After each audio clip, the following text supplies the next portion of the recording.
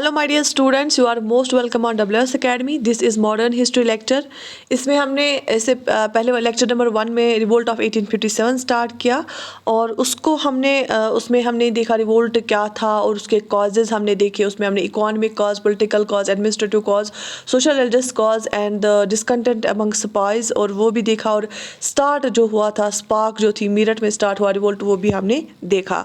तो आज हम उसी को कैरी फॉरवर्ड करेंगे और यहाँ तक हम पहुँचे थे. इसमें हम देखेंगे अब जब रिवोल्ट स्टार्ट हुआ, जब उनने बगावत स्टार्ट की थी, सिपाहीज ने स्टार्ट की और आपको मैंने बताया कि डिफरेंट सेक्शंस ऑफ सोसाइटी वो कैसे गुस्से में थे और उन्होंने भी जो है फिर रिवोल्ट में टेक पार्ट किया क्योंकि उनकी भी अपने अपने कुछ मसले थे. और उसके बाद हम देखेंगे choice of Bahadur Shah as symbolic head. अब उन्होंने किसी को लीडर तो बनाना था, किसी के अंडर तो का ये रिवोल्ट करना था ना, क्योंकि हर एक जो मूवमेंट होती है उसमें आप किसी को फॉलो ही करते हैं ना, तब जाके वो सक्सेसफुल होता है. तो उस टाइम पे जो है मुगल बादशाह थे बहादुर शाह, ये दिल्ली में थे, दिल्ली इनके अंडर थी. तो बहादुर शाह जफर जो थे, बहादुर शाह को इन्होंने सिंबॉलिक हेड बनाया. सो सबकी चॉइस बहादुर शाह थी.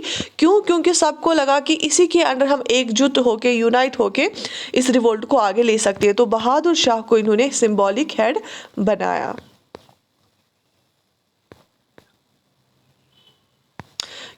क्यों अब इन्होंने इसको ही क्यों बनाया? क्योंकि जो मुगल डायनास्टी थी ना, तो बहुत टाइम से मुगल्स ने रूल किया था इंडिया में, है ना. मुगल डायनास्टी ने बहुत टाइम से हिंदुस्तान में रूल किया था और इन्होंने बहुत सारा एरिया अपने डायनास्टी के अंदर लाया था. तो बेसिकली एक ट्रेडिशन ही बन गया था, ट्रेडिशनल सिंबल ही बन गई थी इंडिया की पॉलिटिकल यूनिटी की मुगल्स. ठीक है, तो मुगल्स का एक अच्छा खासा नाम भी था. तो मुगल बादशाह उस टाइम पे जो मुगल रूलर बहादुर शाह थे, उसको ही इसलिए उसको सिंबॉलिक हेड बनाया दिया गया था. क्यों? क्योंकि एक ट्रेडिशन ही बन गया था, ट्रेडिशनल सिंबल ही बन गया था इंडिया की पॉलिटिकल यूनिटी का. क्योंकि मुगल डायनास्टी एक तो बड़ी भी थी और मुगल डायनास्टी बहुत ज़्यादा समय तक चली भी थी. ठीक है, तो हम ये मेडिवल हिस्ट्री में पढ़ेंगे मुगल्स का पूरा दौर, पूरा रूल. तो मुगल बादशाह जो थे बहादुर शाह, उसी को सिंबॉलिक हेड बना दिया गया था रिवोल्ट ऑफ 1857 में. और हिंदूज़ और मुस्लिम्स में इस टाइम ये रिलीजस पे फोकस नहीं कर रहे थे क्योंकि दोनों का एनिमी सेम ही था. ब्रिटिशर्स दोनों के एनिमी ही थे उस टाइम पे. तो इसीलिए उनको कोई फ़र्क ही नहीं पड़ा कि लीडरशिप अगर हम मुस्लिम हेड को देंगे तो कोई फ़र्क नहीं पड़ने वाला है, क्योंकि मुगल्स को माना जाता ही था उस टाइम पे एज अ रूलर. तो जो पूरी बंगाल आर्मी है ना, पूरी बंगाल आर्मी ने इट रोज इन रिवोल्ट, इन्होंने रिवोल्ट में हिस्सा लिया. और ये बहुत ही जल्दी स्प्रेड भी हुआ. ये रिवोल्ट कहाँ कहाँ? अवध में स्प्रेड हुआ, रोहिलखंड में. मैंने आपको बताया था अवध में तालुकदार को उनसे ज़मीनें छीनी गई थी, तो वहाँ पे बहुत जल्दी स्प्रेड हुआ. रोहिलखंड में, दोआब में, बुंदेलखंड में, सेंट्रल इंडिया में, लार्जर पार्ट्स ऑफ बिहार में, east Punjab, shook of the British authority. तो बहुत सारी जगहों पे ये स्प्रेड हुआ ये रिवोल्ट, जैसे अवध, रोहिलखंड, दोआब होता है जो 2 रिवर्स के बीच बिटवीन एरिया होता है, Bundelkhand, central India, large parts of Bihar and east Punjab, shook of British authority. तो दैट मीन्स ये एक ही जगह फिर नहीं रहा ये रिवोल्ट, मेरठ या दिल्ली में ही नहीं रहा, ये बहुत सारे बड़े एरिया में फैल गया ये रिवोल्ट. ठीक है, और जैसे कि मैंने आपको बताया, अगर हम इंडिया की मैप की बात करेंगे, ऐसे थोड़ा मैं रफली बनाऊंगी, यहाँ पंजाब से स्टार्ट हुआ, यहाँ बिहार तक पहुँचा, यहाँ नर्मदा तक पहुँचा और यहाँ इस वाले एरिया में यहाँ तक ये रिवोल्ट पहुँच गया था. ठीक है, शाबाश. तो इसके बाद हम देखेंगे सिविलियंस ज्वाइन. अब सिविलियंस में किन्होंने ज्वाइन किया? रिवोल्ट ऑफ सिपाहीज was accompanied by rebellion of the civil population. इसमें फिर सिर्फ सिपाहीज ने तो स्टार्ट किया इस रिवोल्ट को, लेकिन सिविल पॉपुलेशन ने इनको ज्वाइन किया. ज़्यादातर नॉर्थ वेस्टर्न प्रोविंसेस में, अवध में सिविलियंस ने ज्वाइन किया, पीजेंट्स ने ज्वाइन किया, पिटी जमींदार ने ज्वाइन किया, पीजेंट्स ने ज्वाइन किया. Petty zamindar took advantage of revolt to destroy the moneylenders account books and debt records.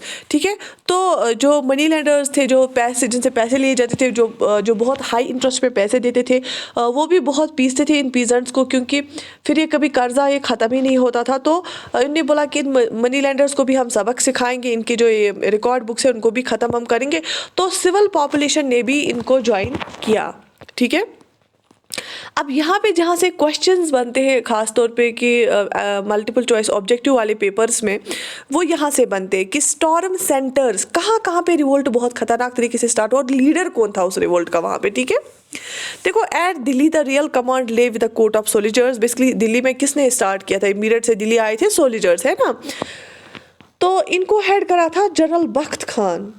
General बख्त खान दिल्ली में सोल्जर्स को हेड कर रहा था और वहाँ पे sir Hugh wheeler commanding station में कमांडिंग ऑफिसर थे और उसको मारा गया और उस सरेंडर उसने किया 27 जून 1857 को। लेकिन आपको यहाँ पे याद क्या रखना है, जो जनरल बख्त खान थे उन्हें वही हेड कर रहे थे कोर्ट ऑफ सोल्जर्स को दिल्ली में, ठीक है। और नाना साहब को इंग्लिश ने एक्सपेल किया था कानपुर से, क्योंकि वो बोल रहा था कि मैं ही पेशवा हूँ कानपुर में। लेकिन ब्रिटिशर्स ने उसको बाहर फेंका था, किसको? नाना साहब को। और नाना साहब ने फिर कानपुर में लीडरशिप दिखाई। कानपुर में लीड किया, कौन लीडर थे? नाना साहब, ठीक है। तो ये भी आप याद रख लेना और लिख के रख लेना। और उन्होंने भी बहादुर शाह को एम्परर माना उस टाइम पे और उन्होंने बोला कि मैं इसका बहादुर शाह जफर का गवर्नर हूँ। बेगम हजरत महल जो है उन्होंने लखनऊ में पोजीशन संभाली, ठीक है, क्योंकि उसके बेटे को जो है उसके बाप की जगह नहीं लेने दी। तो बेगम हजरत महल ने लखनऊ में लीडरशिप दी, किसके लिए? 1857 रिवोल्ट के लिए। तो क्या क्या हमने देखा जनरल बख्त खान हेड कर रहे थे सोल्जर्स को, कहाँ पे? दिल्ली में। और नाना साहब ने कानपुर में लीडरशिप स्टार्ट की और उसके बाद बेगम हजरत महल ने लखनऊ में, ठीक है। अच्छा, बरेली में कौन लीडर था? बरेली में खान बहादुर लीडर था। ये भी जो बरेली रुहिलखंड का एक रूलर था ना, उसका ही ये डिसिडेंट था। उसके भी बेटे, इसका ही बेटा था, मतलब इसी को रूल करना था। तो उसको भी गुस्सा था ब्रिटिशर्स का। तो बरेली में आपको याद रखना है बहादुर खान था लीडर, ठीक है, क्योंकि इसके भी कुछ पेंशन के इश्यूज थे। तो बरेली में B for Bareilly, B for Bahadur, Khan Bahadur. अच्छा, बिहार में रिवोल्ट को लीड किया कुंवर सिंह ने, ठीक है। कुंवर सिंह, बिहार में कुंवर सिंह ने इस रिवोल्ट को लीड किया। ये ज़मींदार था जगदीशपुर का, उसको जो है उससे भी वो ज़मीनें छीनी गई थी, ठीक है। तो कुंवर सिंह ने बिहार में लीडरशिप दिखाई थी। वो ज़मींदार था जगदीशपुर का। He was deprived of his estates, उसकी ज़मीनें उससे ली गई थी, ठीक है। उसके बाद फैज़ाबाद में मौलवी अहमदुल्ला ने लीड किया था, ठीक है। फैज़ाबाद में मौलवी अहमदुल्ला ने लीड किया था। He emerged as one of the revolt's acknowledged leaders once it broke out in Awadh in May 1857। अच्छा, रानी लक्ष्मीबाई ने, आपको पता है ये झांसी की रानी बहुत मशहूर है, झांसी में लीड किया था। रानी अब झांसी और तांतिया स्तूप इकट्ठे फिर मार्च किए, कहाँ की ओर? ग्वालियर की ओर। लेकिन ग्वालियर में ही फिर रानी और तांतिया तोप को मारा गया, ठीक है, ग्वालियर में। तो ये लास्ट में ग्वालियर की ओर गए थे। तो झांसी में कौन लीड कर रही थी? रानी लक्ष्मीबाई, और उसके साथ तांतिया तोप थी वहाँ पे, ठीक है। तो यहाँ तक आपको याद रहा। जनरल बख्त खान दिल्ली में स्पाइस के हेड थे, कानपुर में नाना साहब, लखनऊ में बेगम हजरत महल, बरेली में खान बहादुर और मौलवी अहमदुल्ला फैज़ाबाद में, कुंवर सिंह बिहार में, ठीक है, हजरत महल लखनऊ में और झांसी में रानी अलॉन्ग विद द तांतिया तोप। उसके बाद है शाह महल। शाह महल कौन था ये भी आपको पता होना चाहिए। शाह महल एक लोकल विलेजर था परगना भरूच में। उसने क्या किया था? उसने 84 परगना, मतलब जो विलेजेस है ना, 84 विलेजेस के पीजेंट्स को उसने जमा किया था।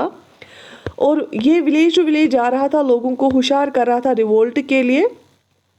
ये जो शाह महल था ना, ये एक लोकल विलेजर था, ठीक है, उत्तर प्रदेश का। ये गांव चला और उसने सब पीजेंट्स को, 84 विलेज के पीजेंट्स को इकट्ठा किया और बताया कि ऐसे हो रहा है।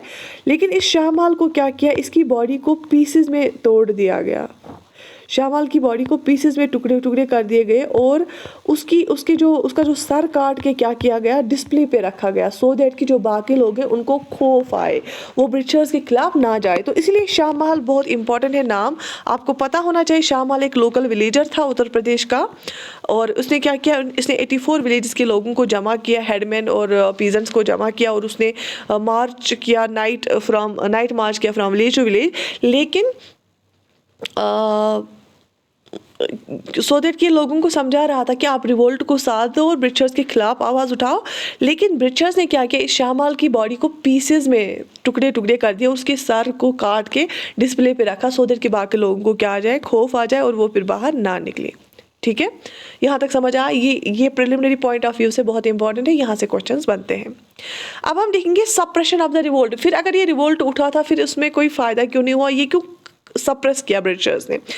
फाइनली इस रिवोल्ट को ब्रिटिशर्स ने दबा दिया, सप्रेस किया।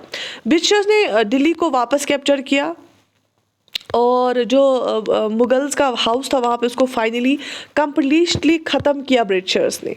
ठीक है, तो दिल्ली को 20 सितंबर 1857 वापस कैप्चर किया ब्रिटिशर्स ने। Sir Colin Campbell, C for Campbell, K for Kanpur. ठीक है, सर कॉलिन कैंपबेल ने ऑक्यूपाई किया कानपुर को दिसंबर 6 में। तो अगर आप डेट याद भी नहीं रखोगे, लेकिन सर कॉलिन कैंपबेल ने कानपुर को क्या किया, वापस ऑक्यूपाई कर लिया। तांतिया तोप को कैप्चर किया गया जब वो सोया हुआ था और उसको मार दिया गया, वहीं पे ही वॉज पुट टू डेथ।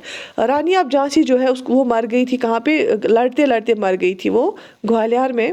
और झांसी को रिकैप्चर किया फिर सर होगरोज व्हीलर ने। ठीक है, तो इसका मतलब है इन्होंने रिवोल्ट फिर सप्रेस किया और वापस रिकैप्चर किया इनको। थोड़ा सा आपको याद रखना है, दिल्ली में जब फिर वापस रिकैप्चर हुआ तो वो lieutenant Willoughby, sir John Nicholson and Hudson ने दिल्ली को वापस रिकैप्चर किया।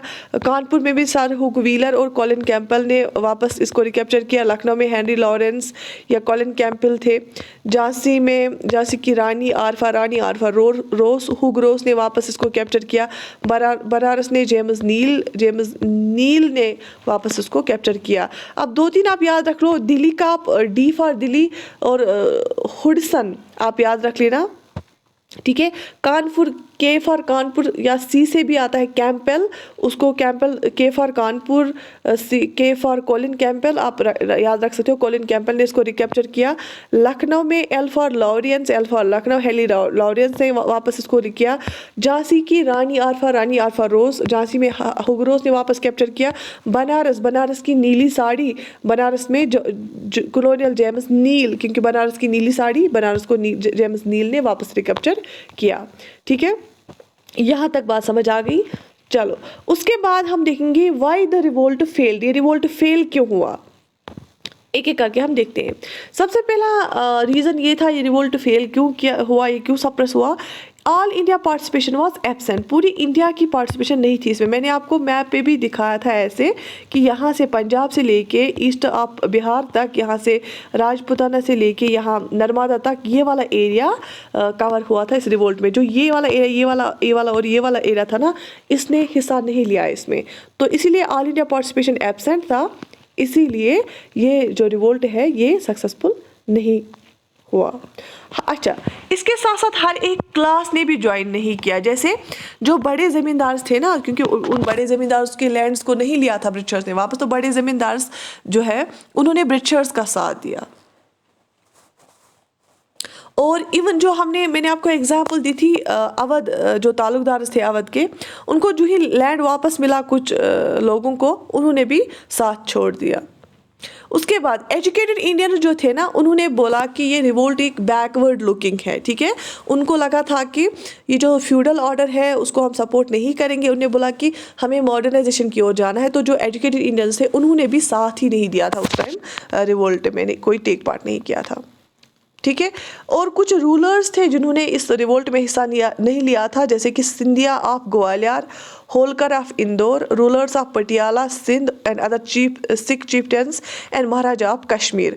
तो इंदौर के होलकर ने, ग्वालियर के सिंधिया ने, और जो कश्मीर का महाराजा था या जो सिख प्रोविंसेस के महाराजास थे या पटियाला के रूलर्स थे, सिंध के रूलर्स थे, उन्होंने भी इसमें टेक पार्ट नहीं किया था। तो दैट मीन्स हर एक क्लास, हर एक तबके ने इसमें टेक पार्ट नहीं किया था। कुछ क्लास थे जिन्होंने ज्वाइन ही नहीं किया था। मिडिल एजुकेटेड इंडियंस जो थे उन्होंने भी ज्वाइन नहीं किया था।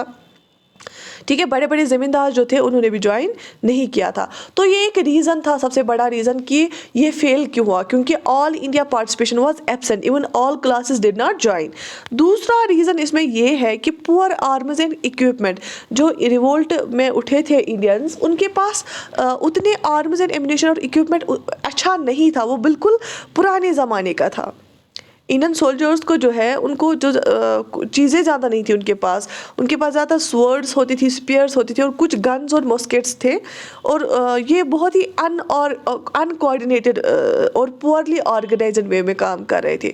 तो अगर ब्रिटिशर्स का देखेंगे उनके पास एक आर्म्स इक्विपमेंट्स बहुत हाई क्वालिटी के थे। ठीक है, तीसरा जो रीज़न है, the revolt was poorly organised and no coordination और सेंट्रल लीडरशिप। जो बहादुर शाह जफर था ना, वो बहुत वीक और ओल्ड मैन था और वो थोड़ा डरा हुआ था। वो पहले उसने दरवाज़ा भी नहीं खोला था इनका जो बहुत बड़ा गेट है इन सोल्जर्स को। तो इसमें इस रिवोल्ट में कोऑर्डिनेशन नहीं थी, ये ऑर्गेनाइज्ड वे में नहीं स्टार्ट किया गया था, इसमें अच्छी कोई बोल्ड सेंट्रल लीडरशिप भी नहीं थी, इस वजह से ये फेल हुआ। तो 3 काज हमने देखे। सबसे पहले हमने देखा ऑल इंडिया पार्टिसिपेशन एब्सेंट था, सारी क्लास ने ज्वाइन नहीं किया था। दूसरा हमने देखा poor arms and ammunition equipment नहीं था इंडियन आर्मी के पास अच्छा खासा। तीसरा हमने देखा कि ये रिवोल्ट जो है पुअरली ऑर्गेनाइज्ड था, इनमें कोई कोऑर्डिनेशन नहीं थी, कोई सेंट्रल लीडरशिप अच्छी खासी नहीं थी। ठीक है, प्रिंसिपल रिबेल लीडर्स, अगर आप देखोगे रिवोल्ट के जो प्रिंसिपल बड़े बड़े रिबेल किन्होंने किया था, रिबेल लीडर्स जो थे वो कौन कौन थे, मैंने आपको बताया। नाना साहब थे, तांत्या तोप थे, कुंवर सिंह थे, लक्ष्मीबाई थे, और जैसे हज़रत महल थे, है ना। नाना साहब कानपुर में और तांत्या तोप था रानी झांसी के साथ, लक्ष्मीबाई जो है वो झांसी में थी, कुंवर सिंह जो है कहाँ पे थे, बिहार में थे, रिवाइज हो रहा है आपका, और जो है बरेली में खान बहादुर थे। ठीक है, और जैसे ये बेगम हजरत महल लखनऊ में थी। ठीक है, तो इसका मतलब ये है जो हमारे ये लीडर्स थे ना इन रिवोल्ट के, अगर हम देखेंगे ना लीडरशिप जो उस टाइम जनरल आर्मी के थे, कहाँ के, ब्रिटिशर्स के, वो बहुत ही ब्रेव थे, बोल्ड थे, कैपेबल थे, ट्रेंड थे। तो ये भी एक रीज़न हुआ कि जो रिवोल्ट है वो फेल हुआ। उसके बाद ये है कि एक और रीज़न ये भी है, अगर हम देखेंगे कि यहाँ पे जो इंडियंस है ना, उनको क्लियर अंडरस्टैंडिंग नहीं थी कॉलोनियल रूल की, और उनके पास कोई फॉरवर्ड लुकिंग प्रोग्राम भी नहीं था कि अगर रिवोल्ट हम जीतेंगे भी, उसके आगे हमें करना क्या है। ठीक है, क्योंकि ये एज अ नेशन उस टाइम काम नहीं कर रहा था इंडियंस, उनको पता ही नहीं था हम कहाँ पे, क्योंकि एजुकेशन उतनी नहीं थी, प्रेस उतना नहीं था, कोई मीडियम उतना नहीं था, कोई प्लेटफॉर्म ऐसा नहीं था। तो इसीलिए ये जो कोऑर्डिनेशन ऑर्गेनाइजेशन की वजह डिफ़िकल्टी थी उसमें, तो उस वजह से क्या हुआ, उस वजह से जो है ये रिवोल्ट फेल हुआ। ठीक है, तो आपको याद रहे कॉजेज़ क्या क्या थे इस रिवोल्ट के फेल होने के, क्या क्या रीजंस की वजह से फेल हुआ। शाबाश। हिंदू मुस्लिम यूनिटी फैक्टर की अगर हम बात करेंगे, मौलाना आज़ाद, ये आपको पता होना चाहिए कौन सा स्टेटमेंट किसने बोला। मौलाना आज़ाद ने एक बात बताई, 2 facts stand out clearly in the midst of the tangle story of rising 1857। 2 चीज़ें हमें याद रखनी है 1857 की। उसने क्या बोला, कौन सी? The first is a remarkable sense of unity among Hindus and Muslims. तो मौलाना आज़ाद ने बोला सब 2 चीज़ें हमें रिवोल्ट 1857 की याद रखनी चाहिए। एक तो जो कि यूनिटी दिखाई हिंदू और मुस्लिम्स ने, कैसी बहादुर शाह के अंडर उन्होंने काम किया। ठीक है, और दूसरा the other is the deep loyalty with which people felt for the Mughal crown. और इनको कैसे जो मुगल डायनास्टी का रूल यहाँ पे बहुत समय तक इंडिया में चला है, तो कैसे लोगों को लगा कि ये लॉयल है, ये मुगल रूलर्स लॉयल होते हैं और हमें इनको ही लीडर बनाना चाहिए। तो मौलाना आज़ाद ने बोला कि ये 2 फैक्ट्स हैं जो हमें याद रखने चाहिए 1857 रिवोल्ट की, कि हिंदू मुस्लिम यूनिटी बहुत देखने लायक थी और कैसे उन्होंने लॉयल्टी उनको लगी कि ये लॉयल है और हम इन पे भरोसा कर सकते हैं मुगल क्राउन पे। ठीक है, और इस वजह से इन इवेंट्स जो हुए ना 1857 के रिवोल्ट के इवेंट्स जो हुए, उससे हमें पता चलता है कि जो पीपल या इंडिया के लोग या हिंदुस्तान के पॉलिटिक्स जो है वो कम्युनल नहीं थी, सेक्रेटेरियन नहीं थी। अगर हम 1858 के पहले की बात करेंगे ना, तो रिवोल्ट से पहले हम देख सकते हैं रिवोल्ट के इवेंट्स के थ्रू भी कि हम हिंदुस्तान में कभी हिंदू मुस्लिम बेसिस पे नहीं किया जाता था ये पहले। ठीक है, उसके बाद ये हिंदू मुस्लिम पॉलिसी ब्रिटिशर्स ने यहाँ पे लाई, डिवाइड एंड रूल पॉलिसी। तो यहाँ पे कम्युनलिज्म पहले नहीं था, यहाँ पे रिलीजन के बेसिस पे मारदार नहीं होती थी, तो बाद में ही ये स्टार्ट हो गई। बात समझ में आ गई। इसके बाद हम देखेंगे नेचर ऑफ द रिवोल्ट। कुछ ब्रिटिश हिस्टोरियंस बोलते थे ये सिर्फ सिपाही म्यूटिनी थी, कि मतलब सिपाहीज का इशू था, उन्होंने टेक पार्ट किया, ठीक है। तो जॉन सीली ने भी बोला इनमें कोई ज़्यादा पॉपुलर लोगों का सपोर्ट नहीं था, कोई नेटिव लीडरशिप नहीं थी, ये सिर्फ सिपाही म्यूटिनी थी, जो कि सही नहीं है, ठीक है। डिफरेंट हिस्टोरियंस ने डिफरेंट व्यू दिए हैं। डॉक्टर के दत्ता ने बोला कि ये मेनली क्या था, मिलिट्री आउटब्रेक था, और फिर जिसका फ़ायदा उठाया फिर लैंडलॉर्ड्स और प्रिंसेस ने, ठीक है। तो ये एक it was never in all India in character, ठीक है। ये कुछ हद तक सही है, मिलिट्री आउटब्रेक तो था, फिर लीड बाकियों ने भी ज्वाइन किया, लेकिन ये डिस्कंटेंट सब सेक्शंस में था। अच्छा, वीडी सावरकर ने एक किताब लिखी थी, याद रखने क्वेश्चन आता है। वीडी सावरकर ने एक किताब लिखी थी, the Indian war of independence 1857। एक वीडी सावरकर ने ये किताब लिखी थी। उसने सावरकर ने बोला कि revolt the first war of Indian independence. उसने बोला the planned war of Indian independence, ये फर्स्ट वॉर था इंडियन इंडिपेंडेंस का। तो ऐसे ही डिफरेंट हिस्टोरियंस से डिफरेंट व्यू दिए थे, लेकिन वीडी सावरकर का आपको याद रखना है। डॉक्टर एस एन सेन ने बोला इन्हें बोला कि ये जो रिवोल्ट है, having begun as a fight for religion but ending as a war of independence, ये पहले इस डॉक्टर एस एन सिंह ने बोला कि बेसिकली हिंदुस्तानियों ने ये मज़हब के लिए लड़ाई लड़ी थी, लेकिन फिर ये चलते चलते आज़ादी की लड़ाई बनी। क्यों? क्योंकि आपको पता ही है उन्होंने वो जो रिलीजियस सेंटिमेंट्स उसके हर्ट हुए थे सिपाहीज के, उसी बेसिस पे ये स्टार्ट किया था।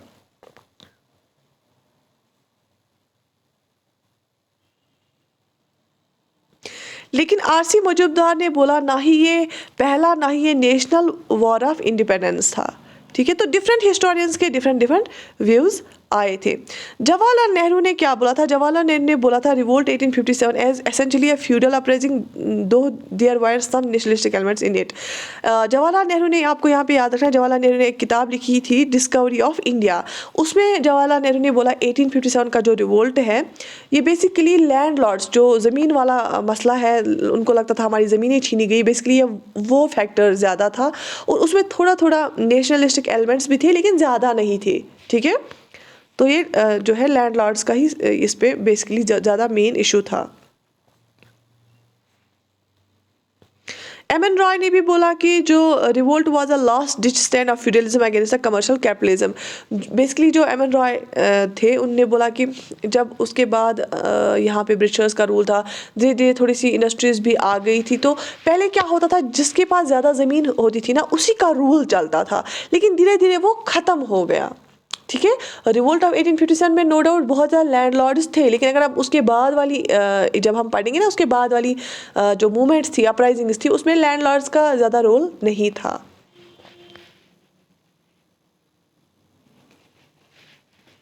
ठीक है।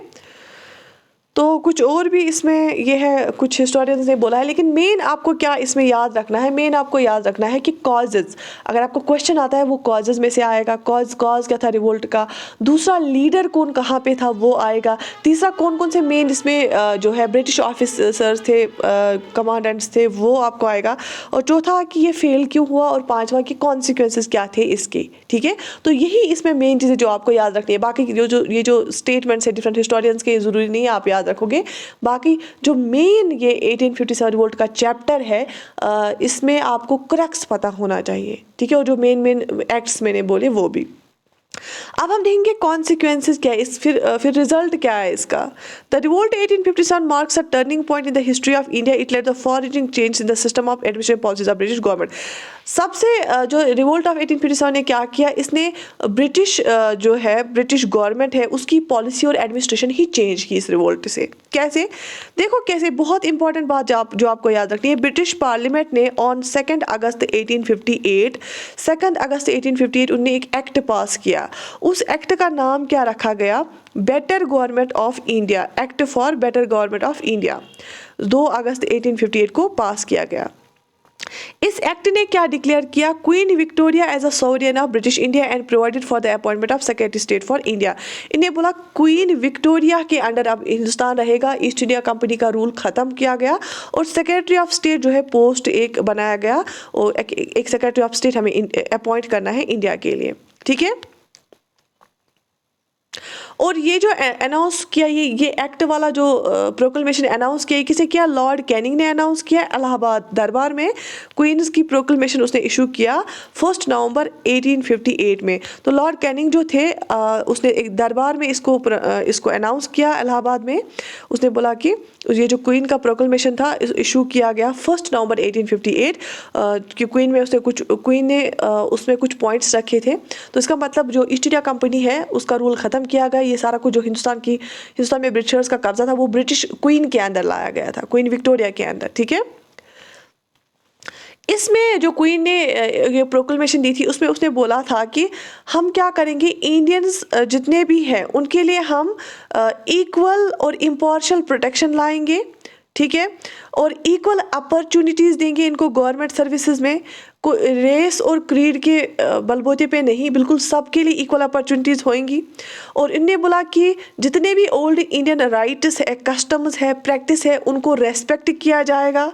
ठीक है, और तो क्वीन विक्टोरिया का कहना ये था कि आज के बाद रिवोल्ट से हमें पता चला कि आपके सेंटिमेंट्स हर्ट हुए हैं। आज के बाद जो भी हम लॉ बनाएंगे हम इंडिया के जो है कस्टम्स, रिचुअल्स, प्रैक्टिसेस को मद्देनज़र रख के हम लॉज बनाएंगे और इंडियंस को गवर्नमेंट सर्विस में भी अपॉर्चुनिटी दी जाएगी और इक्वल होंगे ये लॉ के सामने। ठीक है, और जितने भी कंपनी के यूरोपियन ट्रूप्स थे वो क्राउन के अंडर लाए गए। ठीक है,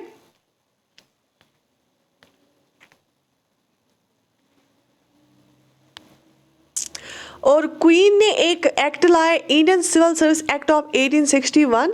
इसका ये इंप्रेशन इसे दिया कि क्वीन के अंदर सब इक्वल है, all wide equal respect of race और क्रीड।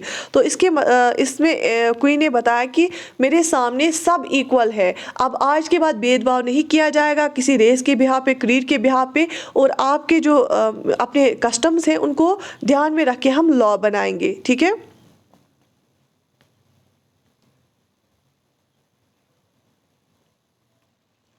जो इंडियन गवर्नमेंट का कंप्लीट स्ट्रक्चर था ना, इसको रिमॉडल किया गया। जैसे कि लॉर्ड कैनिंग जो था, लॉर्ड कैनिंग तब तक गवर्नर जनरल ऑफ इंडिया था, उसको वाइसराय टाइटल दिया गया, वाइसराय टाइटल दिया गया। तब से वो क्या बना? वाइसराय बना। ईस्ट इंडिया कंपनी का रूल ख़त्म किया गया और जितनी भी ईस्ट इंडिया कंपनी के अंडर यूरोपियन सिपाहीज थे वो क्राउन के अंडर लाए गए। और क्राउन ने बोला आज के बाद जब भी हम लॉ बनाएंगे हम इंडिया के लोगों के जो सेंटिमेंट्स हैं उनको दिमाग में रख के ही लॉ बनाएंगे और मेरे सामने सब लोग इक्वल है और इंडियंस को जो है गवर्नमेंट सर्विस में भी जो है अपॉर्चुनिटी, इक्वल अपॉर्चुनिटी दी जाएगी। अब इस रिवोल्ट की सिग्निफिकेंस क्या थी? रिवोल्ट की सिग्निफिकेंस ये थी, लोगों के जो ग्रीवियंस थे, लोगों की ग्रीवियंस से जो शिकायत थे वो उन्होंने उस रिवोल्ट ने ओपन में लाए। ठीक है, और सिपाहीज के भी जितने भी ग्रीवेंसेस थे उनको भी सामने लाया और जो भी जेन्युइन ही एक लगा, क्वीन ने भी माना हाँ ये जेन्युइन जो ये है ग्रीवेंसेस है ये जेन्युइन है। और इसका सिग्निफिकेंस ये भी था, हिंदुस्तानी थोड़ा जाग गए कि हम पे क्या हो रहा है, ये क्या जुल्म हो रहा है। उससे क्या हो गया, थोड़ा सा नेशनलिज्म का कॉन्सेप्ट लोगों में आ गया कि कॉलोनियल रूल है, ये हम पे अत्याचार कर रहे हैं, क्योंकि बहुत सारे लोग जाग गए इस रिवोल्ट से। अब ब्रिटिशर्स के लिए इसमें क्या खासियत थी, ब्रिटिशर्स को भी पता चला कि अगर हिंदुस्तानी चाहेंगे ये हमें बाहर भी फेंक सकते हैं, तो उनको भी ये लगा कि हमें भी जागना चाहिए अब और हमें भी और स्ट्रांग तरीके से इनको कंट्रोल करना चाहिए। तो इन्होंने क्या किया, फिर आपको मैं कुछ एडिशनल पॉइंट्स भी यहाँ पे बताऊंगी। इंडियन सोल्जर्स जो है उनके मुकाबले में यूरोपियन सोल्जर्स का रेशियो बढ़ा दिया गया और जो आर्मीज एंड एम्यूनिशन है वो यूरोपियन सोल्जर्स को दिए गए और जो हिंदुस्तानी सोल्जर्स हैं उस सिपाही से उनको आर्म्स एम्यूनिशन नहीं हवाले किया गया। क्यों? उनको खतरा लगा कि इन फ्यूचर ये फिर से रिवोल्ट स्टार्ट कर सकते हैं। ठीक है, क्वीन ने अपने अंडर सब लिया, सारी चीज़ें ली और लॉर्ड कैनिंग ने इलाहाबाद दरबार में 1 नवंबर को ये डिक्लेयर किया ये सारी चीज़ें। और लॉर्ड जो कैनिंग है वो पहले वाइस राय बने, क्योंकि वो गवर्नर जनरल थे, गवर्नर जनरल का टाइटल चेंज करके वाइस राय रखा गया और पहले वाइस राय लॉर्ड कैनिंग बने। ये क्वेश्चन आता है। लास्ट गवर्नर जनरल भी लॉर्ड कैनिंग ही रहे, क्योंकि उसी को फिर वाइस राय बनाया गया, क्योंकि पहले गवर्नर होते थे, गवर्नर ऑफ बंगाल, उसके बाद गवर्नर जनरल ऑफ बंगाल बने जो बाकी जो गवर्नर जनरल थे, उसके बाद governor general of India title दिया गया और गवर्नर जनरल ऑफ इंडिया के बाद वाइस राय टाइटल दिया गया। तो ये जो रिवोल्ट ऑफ 1857 है, इससे आपको पूरा अंदाज़ा आया होगा कि ईस्ट इंडिया कंपनी जो है उसमें कैसे करप्शन था, वो कैसे इंटरफियर कर रहे थे, फिर कैसे रिवोल्ट स्टार्ट हुआ, फिर कैसे लोग उसमें जुड़ गए, लेकिन वो फेल क्यों हुआ, क्योंकि इंडियंस कोऑर्डिनेटेड नहीं थे, कोई अच्छी लीडरशिप नहीं थी उनके पास आर्मीज इक्विपमेंट्स नहीं थे, उनको पता नहीं था, फॉरवर्ड लुकिंग प्रोग्राम नहीं था, ऑल इंडिया पार्टिसिपेशन नहीं थी उसमें। ठीक है, तो आई होप आपको सारी चीज़ें क्लियर हुई होंगी। डिफरेंट स्टॉर्म सेंटर्स पे कौन कौन से लीडर्स थे वो भी याद रहा होगा। क्वेश्चंस इन्हीं में से आते हैं, इससे बाहर कोई क्वेश्चन नहीं आएगा। ये मोर देन सफिशेंट है, आपको इससे ज़्यादा कुछ करने की ज़रूरत नहीं है। चाहे आप कोई भी एग्ज़ाम देने जाओ, चाहे आप यूपीएससी लेवल का भी एग्ज़ाम दो, इससे बाहर कुछ नहीं आएगा। ठीक है, तो सारे पॉइंट्स हमने डिस्कस कर लिए यहाँ पे। आप अगर चाहें खुद शॉर्ट नोट्स साथ में लिख सकते हैं। वैसे भी मैंने आपको ये शॉर्ट नोट्स के तरीके में ही यहाँ पे आपके सामने रखा था, या अगर आप चाहें तो इन पीडीएफ से ही भी प्रिंट आउट करके पढ़ सकते हैं। ठीक है, बाकी thank you so much for your love, respect and affection. Do right in the comment section कि आपको आज हमने कंप्लीट किया रिवोल्ट ऑफ 1857 वाला चैप्टर, आपको इस चैप्टर कितना क्लियर हुआ, कितना समझ आया। ठीक है, सो दैट कि हम नेक्स्ट चैप्टर स्टार्ट करेंगे। So I wish you all the best, take very good care of your self.